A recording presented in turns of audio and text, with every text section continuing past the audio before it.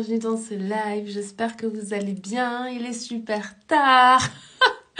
Ok, on va voir s'il y a du monde en live ce soir avec moi. Et oui, salut Marie, salut José, salut Marika, bienvenue, bienvenue, bienvenue. Je suis très heureuse de vous voir, je pensais pas qu'il y aurait du monde ce soir en live avec moi à 23h36. Ok. Ça a été hello le champ des possibles, bienvenue dans ce live. Ok, ça a été une grosse journée là pour moi. On a fait des travaux avec mon chéri dans notre chambre. On a vidé le dressing là parce qu'on est en train de refaire toute la chambre. Là, il fallait vider tout mon dressing, enlever toute la structure, détapisser, enlever les plaintes, tout ça, tout ça. Donc ça nous a pris toute la journée. Et puis j'avais aussi, je devais travailler sur les offres là qui s'en viennent et qui vont être juste extraordinaires. Là, j'ai tellement hâte de vous en parler. Pour les plus curieux, vous pouvez déjà aller voir dans la bio.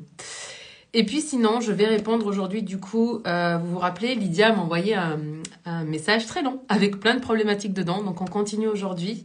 Et du coup, je vais répondre à la partie...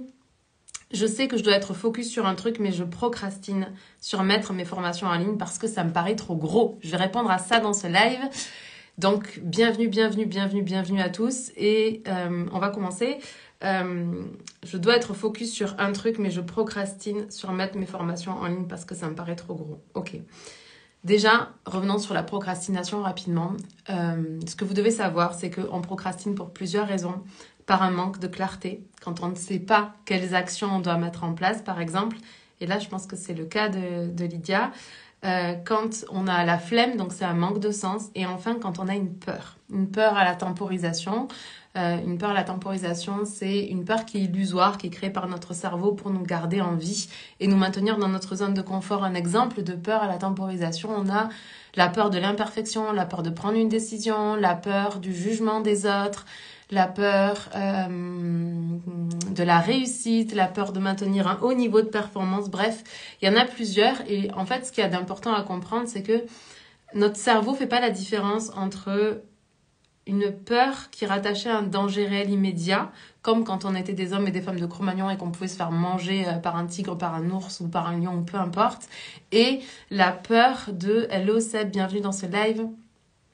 Et la peur que notre mental crée pour nous garder en sécurité là où on est. Et les peurs à la temporisation, par exemple, comme la peur du jugement de l'autre, la peur, merci pour les petits cœurs, la peur de prendre la mauvaise décision, la peur de maintenir un haut niveau de performance, la peur de l'échec, des choses comme ça, c'est pas des choses qui sont réelles. C'est des choses qui créent un sentiment, une émotion de peur à l'intérieur de nous, parce qu'on envisage le pire. Et ça, c'est lié à notre biais cognitif de négativité. Donc, pour toi, ma chère Lydia, je voudrais déjà, et pour vous tous, si vous avez une tendance à la procrastination, je voudrais que vous alliez à travers ces 3 niveaux de temporisation. Parce que, en fait, la procrastination, c'est comme la version un peu comme pathologique, mais a priori, si vous vous faites à manger, si vous faites vos courses, si vous lavez votre linge quand c'est nécessaire, si vous finissez par faire les choses, même si c'est à l'arrache au dernier moment et en stress, voilà, vous n'êtes pas dans la procrastination réellement, vous êtes dans la temporisation. Le fait de simplement remettre au lendemain quelque chose qui pourrait être fait aujourd'hui. Donc, la première chose que je vais vous demander de faire, c'est d'aller regarder, ok, est-ce que c'est un manque de sens dans ce que je fais? Est-ce que j'ai besoin d'aller reconnecter avec pourquoi est-ce que je fais ce que je fais? Est-ce que c'est lié à un manque de clarté? Est-ce que Lydia ou vous avez un plan d'action qui est clair et défini et vous pouvez vous donner une action par jour à faire pour vous rapprocher de votre objectif? Ou est-ce qu'il y a une peur cachée qui fait que vous temporisez? On peut se retrouver dans plusieurs cases et dans ce cas-là, on va aller travailler ces différentes choses en auto-coaching ou en coaching. Si vous devez travailler le sens, ce que je vous invite à faire, c'est l'exercice des pourquoi et de vous demander, ok, pourquoi vous faites ce que vous faites? En quoi c'est important pour vous? Et puis vous descendez ça sur 7 niveaux. Et puis vous allez regarder, on a 2 types de bonheur. Le bonheur... Alors attendez, parce que je voudrais pas me tromper. On a le bonheur hédonique et le bonheur eudémonique, je sais plus. Si vous le savez, mettez-le en commentaire. Ce que je veux dire en fait, c'est que Dans un premier temps, vos réponses, elles peuvent être axées sur un plaisir immédiat. Et c'est pas grave, c'est ok, continuez à descendre ça, mais ensuite, vous allez arriver sur quelque chose qui a rapport avec ou la croissance ou la contribution. Mais vous continuez à descendre et quand vous allez au-delà, donc vous allez jusqu'à 7, et pour savoir quel est le niveau de profondeur le plus important pour vous, c'est le niveau juste avant que vous rebasculez dans un plaisir immédiat. Un plaisir immédiat, c'est comme gagner de l'argent, là, c'est pas quelque chose qui va vous motiver sur le long terme. Ce qui va vous motiver sur le long terme, c'est un sentiment de contribution, un sentiment de croissance.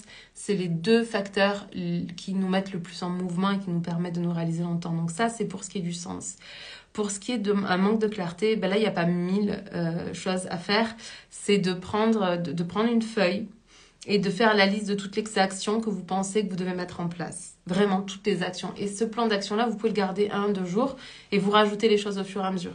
Une fois que vous pensez que vous avez vraiment vidé tout votre esprit entre là où vous êtes et là où vous voulez aller, vous allez ordonner les actions, parce que ce sont des actions qui doivent se trouver dans un plan d'action, les actions dans un ordre qui vous paraît logique à mettre en place pour arriver jusqu'à votre objectif.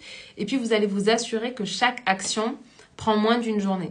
Parce que si ça prend plus d'une journée, c'est que vous n'avez pas assez découpé votre action et que vous pouvez la découper encore. Et ensuite, c'est pas compliqué. Je vous l'ai dit dans le live précédent, donc vous pouvez aller écouter ça. Mais l'idée, en fait, c'est pas de faire une journée de 14 heures pendant laquelle vous vous épuisez derrière votre écran. Même si c'est comme tellement facile de rester des heures et des heures et des heures derrière notre écran, là, parce que moi, je plaide coupable, je l'ai encore fait aujourd'hui. Après les travaux, je suis partie sur mon ordinateur et j'ai eu du mal à le lâcher jusqu'à ce que je vienne vous voir là. Voilà, parce que j'avais plein de choses à faire et que j'avais très envie. Et j'ai pas travaillé en Pomodoro, mais à culpa, comme je m'aime et je m'accepte. Mais l'idée, c'est ça en fait. L'idée, ça va être de vous fixer une action par jour. Si vous travaillez du lundi au vendredi, fixez-vous 1 à 3 actions maximum par jour. Et une fois que vous avez fait vos 3 actions, là, juste passez à autre chose, faites autre chose. Allez voir votre famille, vos amis, passez du temps avec votre chéri, faites des travaux chez vous, là, peu importe ce que vous faites. Mais l'idée, en fait, c'est pas de rester longtemps à faire vos actions parce que l'objectif, c'est pas juste de réaliser vos objectifs. L'objectif, c'est de vivre la meilleure des vies pendant que vous réalisez vos objectifs.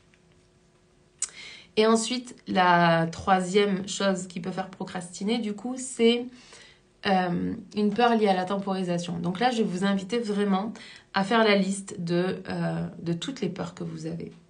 Et puis à prendre conscience que quand bien même cette peur se manifesterait de la pire manière qui soit, vous survivriez, n'est-ce pas? Oui, vous survivriez. Parce que ce ne sont pas des peurs archaïques. Les peurs archaïques, c'est un bruit très fort, d'un coup comme une porte qui claque, ou la peur de tomber. Quand vous faites avec un enfant, là, un bébé, un nourrisson, vous tapez très fort des mains à côté de lui, il va sursauter. Ça, c'est une peur archaïque.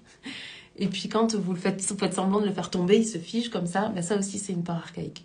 C'est les deux seules peurs qui existent réellement. Les autres sont des constructions de notre mental. Après, on a les peurs fondamentales qui nous amènent à avoir peur de la mort et des choses comme ça. Mais ça, là, ça se traite pas dans un live, ça se traite pas en auto-coaching, ça se traite en coaching avec quelqu'un qui est équipé pour vous accompagner à faire ça. Donc, faire la liste de vos peurs, prendre conscience de ça, leur laisser de l'espace, parce que très souvent, quand on a une peur, on a tendance ou à combattre, donc on va faire 1 milliard d'actions dans tous les sens, on va s'éparpiller, à la fin de la journée, on n'aura rien fait, ou on va fuir, et donc dans la fuite, on peut avoir tous les temporaires émotionnels, je vais aller manger, je vais aller fumer, je vais aller boire, je vais aller faire l'amour, je vais regarder des séries, je vais scroller sur les réseaux sociaux, toutes ces actions-là, c'est des actions de fuite. En fait, c'est votre cerveau qui ressent une émotion désagréable, l'émotion de peur, et qui va aller tamponner l'émotion désagréable avec un plaisir immédiat, quel qu'il soit. Et ça, vous vous connaissez très bien, vous savez avec quoi vous tamponnez. Donc, c'est faire la liste de toutes ces peurs et accepter d'aller au contact avec. Parce qu'en fait, la peur, c'est comme l'émotion, c'est un signal. Et cette émotion, excusez-moi, j'ai bougé mon téléphone. Et cette émotion, elle a un message pour vous. Si vous n'écoutez pas le message de votre émotion, en fait, elle va venir. Au début, elle tape doucement. Puis elle va taper de plus en plus fort jusqu'à ce que vous entendiez le message. Donc l'idée, c'est mettez un minuteur. Une émotion, c'est 1 minute 30, 2 minutes. Vous mettez le minuteur ne serait-ce que sur 1 minute et vous acceptez de ressentir la peur dans votre corps. Vous acceptez cette émotion-là parce que tant que vous ne l'acceptez pas, ça va venir vous limiter, vous empêcher d'avancer. Vous acceptez la peur et une fois que vous avez, comme vous allez voir en fait, la peur elle pop-up comme ça et après juste elle descend tout doucement comme ça. Et ça va assez vite. C'est juste que comme on n'écoute pas le signal et qu'on n'écoute pas le message qu'il y a derrière le signal, on va entretenir l'émotion et l'émotion multipliée par le temps, ça crée des sentiments. Et les sentiments, ça va vous emmener vers de l'anxiété, des choses comme ça. Donc, la première chose à faire, c'est d'aller au contact avec cette peur et de prendre conscience de quoi vous avez vraiment peur. Et ensuite, comme moi je le fais en écrivant, mais vous pouvez le faire en EFT, vous pouvez le faire en EMDR, vous pouvez le faire de la manière qui est bonne pour vous en méditation ou autre. Moi j'aime bien écrire. Et ensuite je vais comme aller écrire, ok, vraiment là la pire des situations c'est quoi? J'écris, je me dis ok, est-ce que je survivrai à ça? Oui, je survivrai. Ok, très bien, maintenant qu'est-ce que je veux vraiment? Et puis je vais aller écrire ok, qu'est-ce que je veux? Et ça va permettre à mon cerveau de faire la bascule en fait, le shift entre mon état de peur qui m'empêche de passer à l'action, et puis ce que je veux vraiment une fois que j'ai accepté que j'ai peur et que c'est normal et c'est pas grave. La peur fait partie des 4 émotions de base, la joie, la peur, la tristesse et la colère. C'est normal de ressentir de la peur et c'est normal que votre cerveau, dans son but principal et quand il est en pilotage automatique, c'est votre survie, c'est normal que vous ressentiez de la peur à chaque fois que vous êtes en train de sortir de votre zone de confort.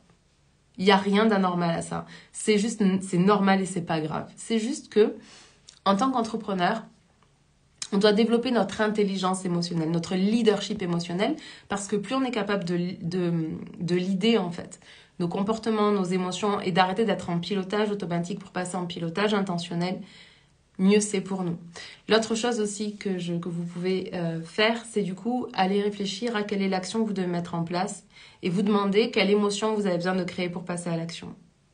Et si vous voulez aller plus loin, vous pouvez même poser une intention, créer un mantra, une affirmation, peu importe, qui va aller générer l'émotion dont vous avez besoin pour aller faire l'action. Et cette émotion, l'idéal, c'est de monter l'émotion en vous avant de faire l'action, de garder cette émotion pendant que vous êtes en train de faire l'action et de la garder jusqu'à après avoir fait l'action, jusqu'au moment où vous allez valider avec vous-même que vous avez fait ce que vous aviez à faire. Et ensuite, le plus important quand on fait des actions comme ça qui nous font peur, c'est d'aller vraiment célébrer le fait qu'on a réussi. Et comme célébrer, vous n'êtes pas obligé d'aller boire de l'alcool, vous pouvez juste prendre quelque chose que vous aimez vraiment faire, comme prendre un bain, comme aller vous balader dans la nature, comme boire un thé, mais en pleine conscience, en pleine présence, ou aller passer un moment intentionnellement et en étant 100% présente avec votre chéri. Mais l'idée, c'est vraiment d'aller vous féliciter et vous nourrir de bonnes émotions et de bons sentiments parce que vous vous êtes dépassé. À chaque fois que vous sortez de votre zone de confort, vous êtes en train de faire grandir l'être humain. Et plus l'être humain en vous, la chef d'entreprise, et plus vous faites grandir l'être humain, plus ça devient facile en fait de faire les choses qui vous semblent difficiles. Mais parce que vous vous êtes entraîné. Et plus on fait les choses et plus ça devient facile. C'est comme ça qu'après on arrive à faire des actions qui nous semblaient avant complètement comme folles et tellement difficiles. Et ça devient quelque chose de facile. Parce qu'on s'entraîne à le faire. Mais tant qu'on ne fait pas ce qu'on sait qu'on doit faire et qu'on reste dans la peur, ça nous semble insurmontable. Donc voilà pour la réponse à la question de Lydia. J'espère que ça vous aura apporté énormément de valeur. Si vous pensez à quelqu'un que ce live pourrait aider, n'hésitez pas à lui partager parce que je crois que c'est comme la procrastination, là, ce que je dois vous dire, c'est que ça fait partie de notre vie d'entrepreneur. Quand on devient entrepreneur, on n'a plus un patron. Encore faut-il qu'on en ait eu un, mais moi je suis passée du coup des études à l'entrepreneuriat et j'avais des dates limites données par l'université pour rendre mon mémoire, pour préparer mes examens, etc. Donc j'avais encore une instance à l'extérieur de moi. Et puis je devais m'assurer d'avoir la validation de mes professeurs, de mes formateurs, des personnes qui gravitaient dans ce champ universitaire. Donc, quand on devient entrepreneur, il n'y a plus toutes ces choses qui structurent notre passage à l'action, des choses comme ça. Donc, on doit devenir les leaders de nous-mêmes. Mais on doit être des leaders d'harmonie pour nous-mêmes. On ne doit pas... L'idée, c'est pas de se traumatiser, de se persécuter pour passer à l'action, de se mettre la pression. C'est encore une idée terrible là parce que la pression, c'est quelque chose qui nous tire en arrière. Si vous voulez vraiment passer à l'action, il va falloir apprendre à créer du plaisir dans votre vie, à ressentir du plaisir dans votre corps. Parce que plus vous agissez avec plaisir, plus c'est facile d'être motivé pour faire les actions. Je vais vous laisser là pour ce soir, parce que je suis très fatiguée. On se parle demain, j'ai tellement hâte de vous parler de ce que je vous prépare. Mon Dieu, ça va être juste génial, 2023, ça va être extraordinaire. Je vous aime, je vous embrasse, on se parle demain. Ciao!